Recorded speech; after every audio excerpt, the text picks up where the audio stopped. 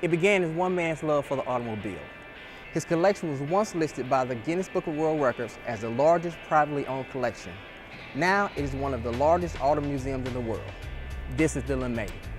We're a car museum for more than just car enthusiasts. Clearly people who love cars will have a lot of fun here, but importantly it's about stories around the automobile. You know, it could be history, it could be culture, it could be technology. We endeavor to tell stories with the cars, not just show the cars. I'm Scott Keller, Chief Marketing Communications Officer for America's Car Museum. You know, the museum was first conceived more than a decade ago when a man named LeMay, who had the largest automobile collection in the world, 3,300 cars, started thinking about the legacy and where he's going to put his cars.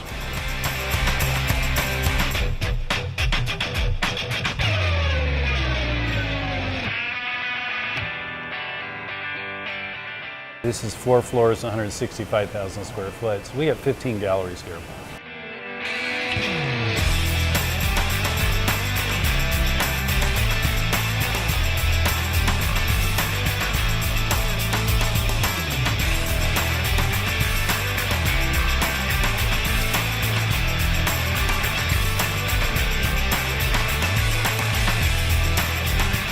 The museum really is a reflection of the automobile industry.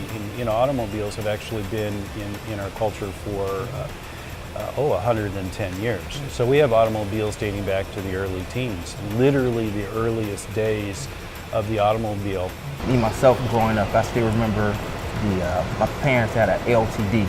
You know, I don't remember the year, but it, you know, when I think about that car, it brings back so many emotions. Not everybody's a car expert. As a matter of fact, you know, roughly 8% of the population are car enthusiasts or experts.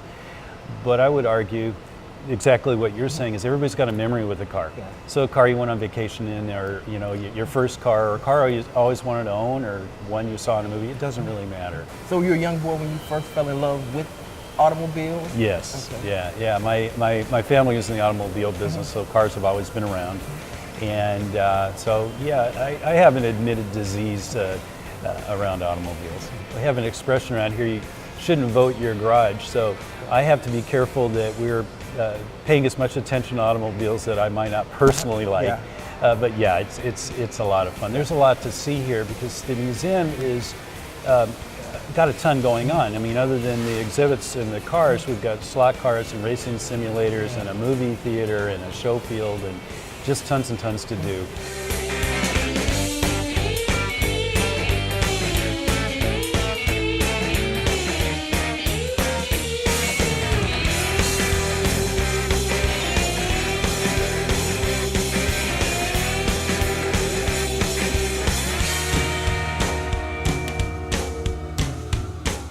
You know, it's interesting, we have a 1948 Tucker in the building, and the Tucker was touted by Tucker, who developed it, as being the safest car in America, and he was going to put seatbelts in it.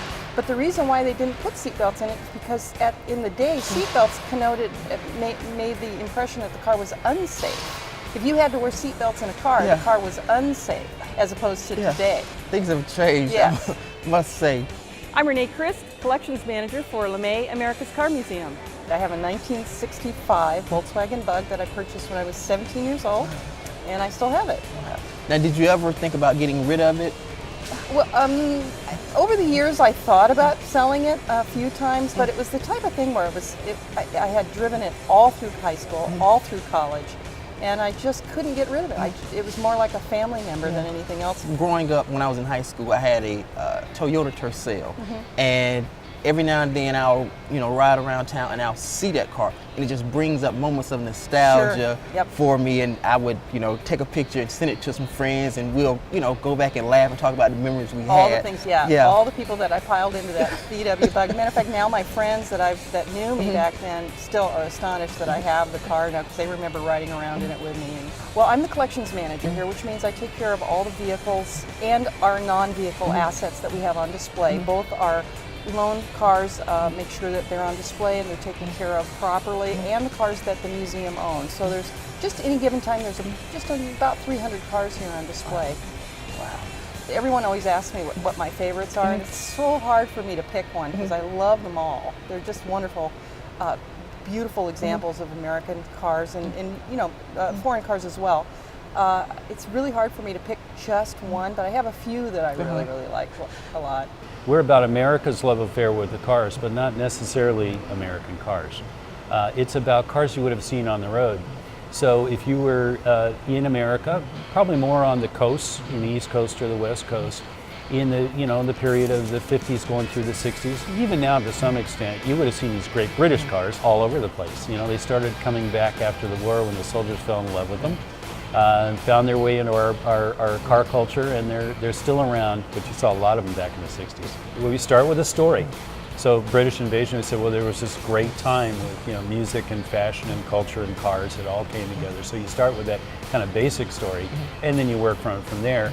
Interestingly, only after we determine the story do we start picking the cars. So it's a little bit different. We don't start with, to say, we've got these cars, how do we display them, more than what would be a neat experience for people coming to the museum. All right. Thank you so much for your time. Thanks, Marlon. Appreciate it. All right. I'm here at the NASCAR exhibit, so gentlemen, start your engines.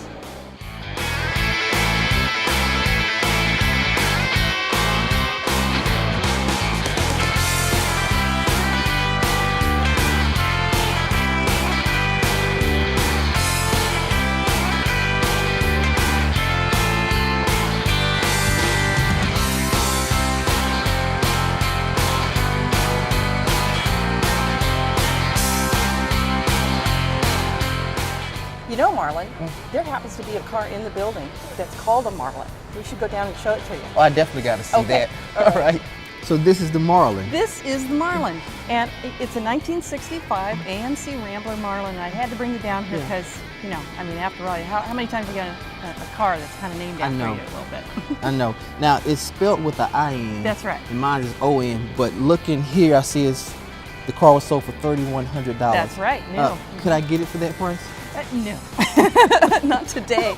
Now, with the cars, do you drive the cars and keep them in Well, condition? actually, yes. Actually, these cars up here, when they're on long-term storage for display, they're actually conserved. So they're brought to a state to help them. You know, it's not good to have cars just sit. So we have a very extensive process that we go through to conserve the cars, to keep them so that when they're sitting, they're not deteriorating. However, we do have a running fleet, which we have down on our level 1, and those cars are used to go out to events, or we take them, and then of course to keep them up, we do regularly exercise them and service them. Again, thank you so much. That was great. Thank you for coming. All right. Take a look, Tacoma. Take a look, Tacoma.